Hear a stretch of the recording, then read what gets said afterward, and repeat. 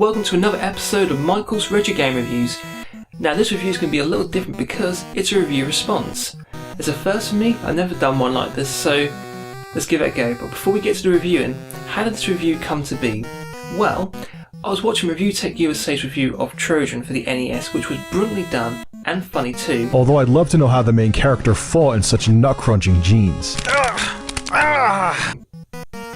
And after leaving a comment, I got a reply back from him saying, wouldn't it be awesome if you did a review response? So here I am giving you my take on Trojan for the NES. The best way to approach Trojan is from the point of view of hard at first, but easy when you know how. If you know this game inside and out, you could easily finish it in 20 minutes or less, but getting to the point where you can finish it in that time lies the challenge. This game will own you at first, but it's that fun, difficult kind of challenge. And at least twice I jumped up and went, YES! After beating a level that took me a few tries to complete. So, what's the gameplay like? Well, we've all played side-scrolling action games where your main form of attack is your sword. But in this game you also get use of a shield. And the use of this shield is just as important as your sword, and this feature totally makes this game stand out as compared to the average hack and slash side-scrolling action game.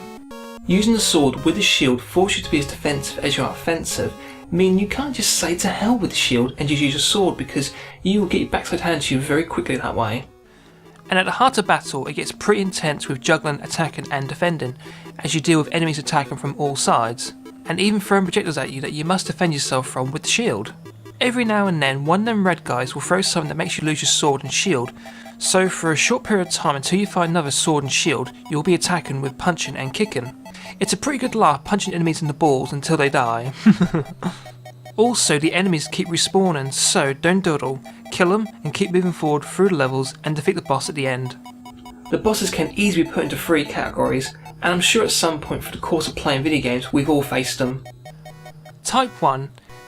Just rush them and keep attacking and they will soon go down with very little defending needed. Type 2. Attack and then move out of the way to avoid their counter-attack and keep repeating this process until they're defeated. Type 3. These ones you have to be clever and work out when to attack and when to defend, and until you do that they're pretty tough but not undefeatable. And wouldn't you know it, Ken from Street Fighter is one of them. But why does he have a sword though? Hadouken! One of the things I love about retro gaming is the fact that gameplay is always the main focus, and that's evident in this game. Sure, it has above average graphics and a half decent soundtrack that's a bit repetitive at times, but there's plenty of retro charm to it, and there's even a story as well, but it's just in it to give meaning to what's happening in the game. But to be honest, I didn't invest myself in it, and well, you don't really need to.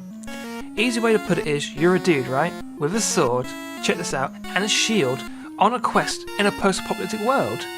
Basically think Mad Max 2 without the guns, and you pretty much got the gist. So, my final thoughts.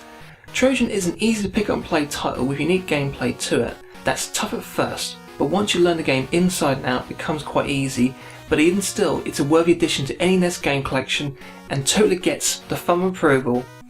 I want to thank you for watching and I'll see you next time.